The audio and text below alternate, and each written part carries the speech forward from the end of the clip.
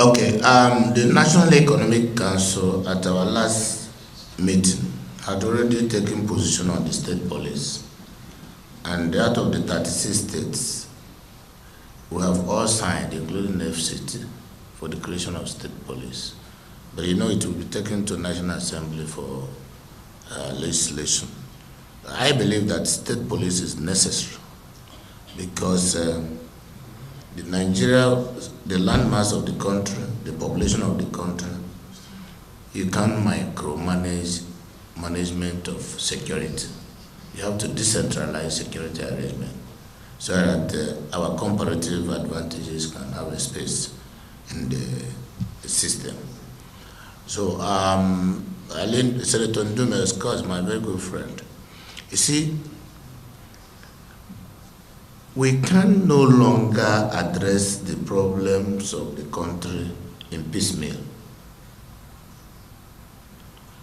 This is why there is no place called Nigeria. Listen to me, the name of this country is not Nigeria. The name is Federal Republic of Nigeria. It's a federal republic. Nigeria is a federation. And because it's a federation, if we look at the operations of the country, we know that part of the problems we have had all this while is tribal and ethnic and religious sentiments. A few days ago, I was in Kaduna with my governors to see the former president, Muhammad Buhari. And I tried my best to distinguish his style of governance and the style of governance of President Bola Ahmed Tinubu. President Buhari came for 8 years, followed that status quo of using no names, no measures, no methods to rule Nigeria. At the end of the 4 years he left, President Bola Ahmed Tinubu came with a different style of governance, very bold, reform-driven, courageous. And we have seen the difference. Even though that any government that embarks on reform, at the beginning of it, there will be agitation, complaints here and there.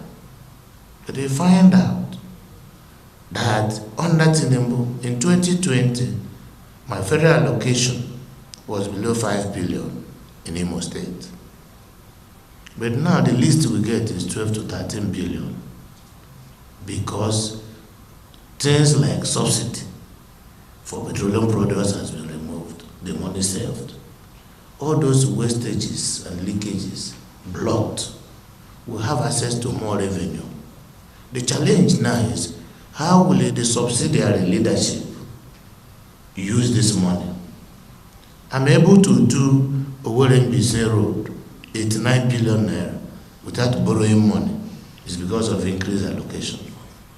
I have embarked on Akokwa-Mgbe to Oga Road, erosion control, very close to 150 billion without borrowing from anybody, from any bank. We did Olo Road, we did Okigwe Road. This is able to happen because we are now making more revenue. And we must speak to it.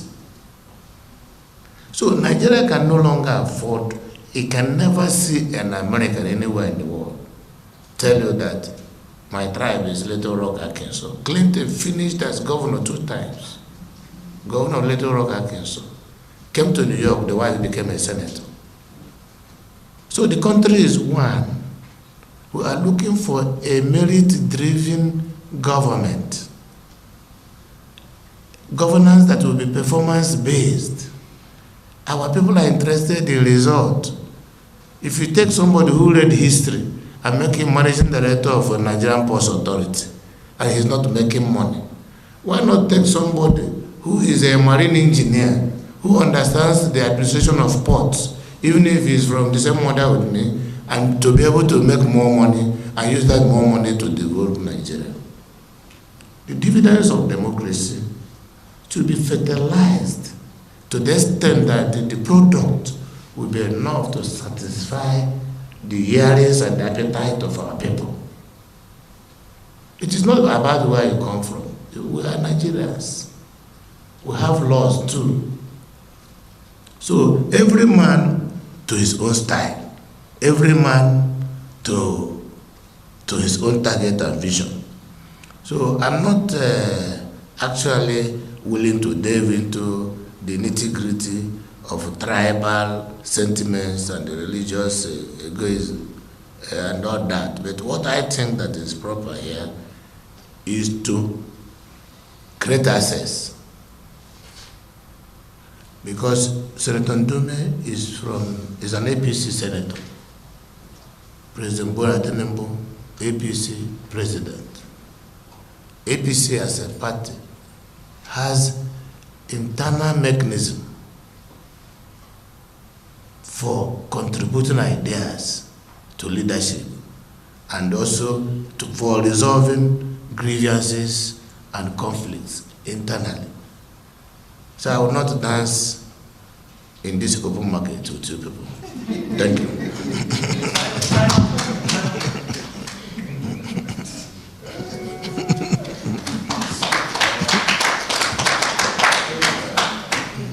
Excellency, apart from depending on federal allocation, I want you to shed light on what you are doing to expand the revenues. Thank you for reminding me that when I came in 2020, let me tell you one by one. 2020, our internally generated revenue in Imo State was less than 400 million naira.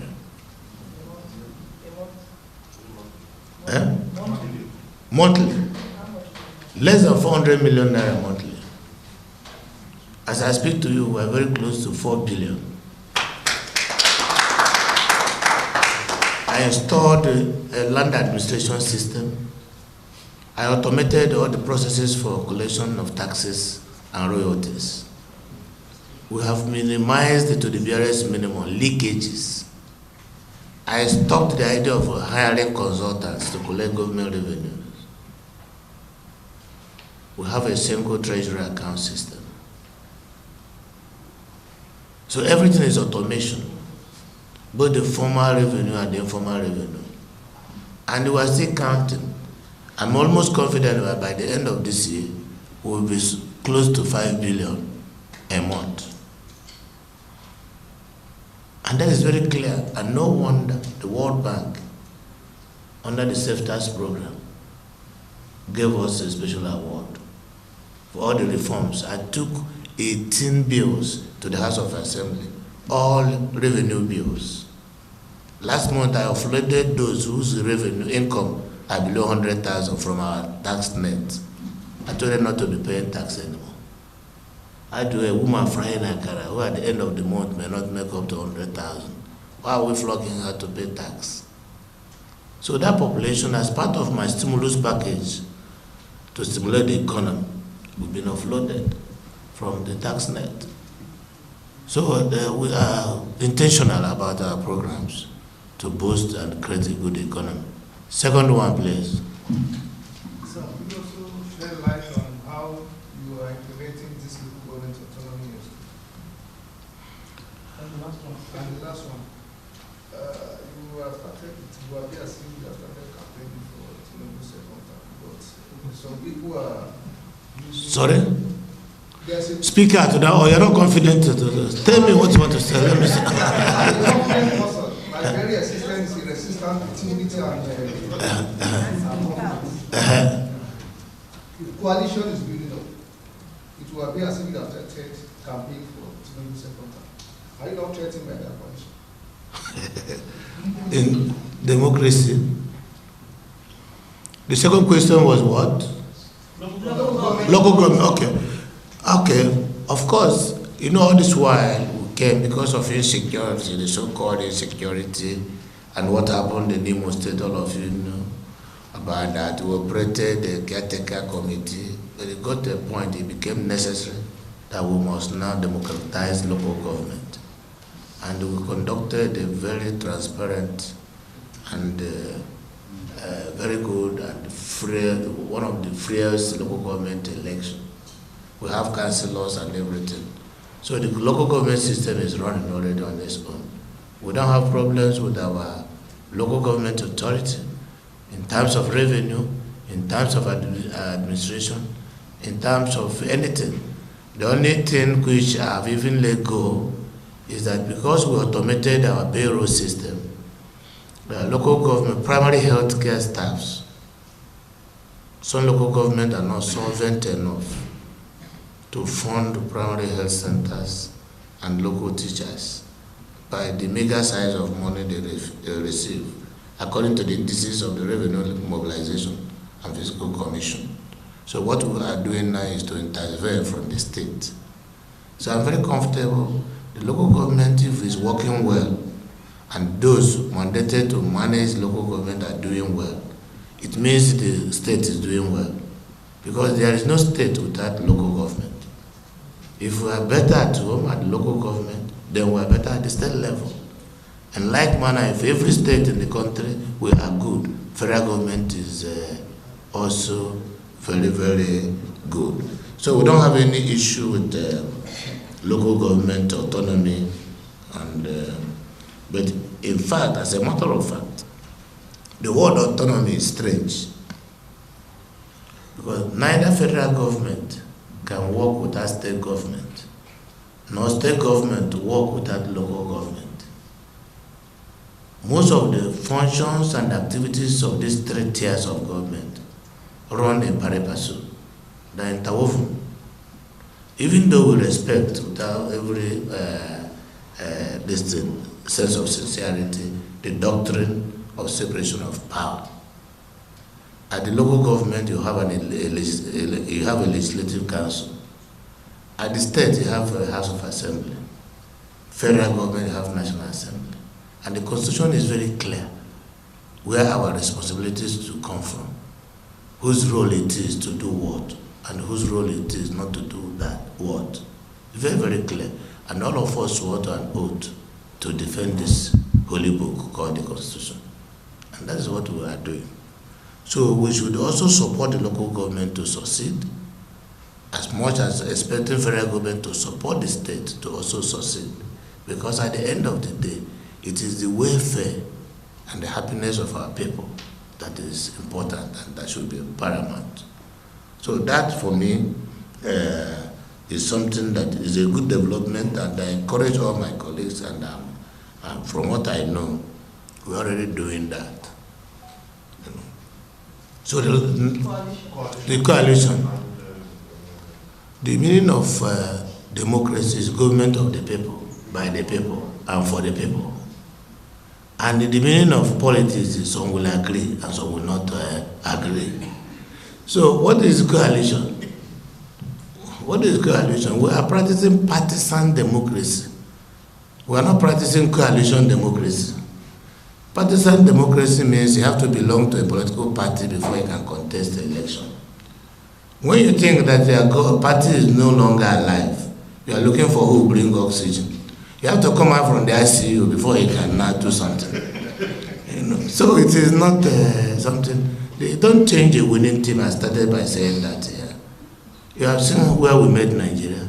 You have seen where we are going to, where we are now. We know where we are going to. At the end of the day, Nigerians will judge. But it's still a long time now. We have more than 2 years as a government.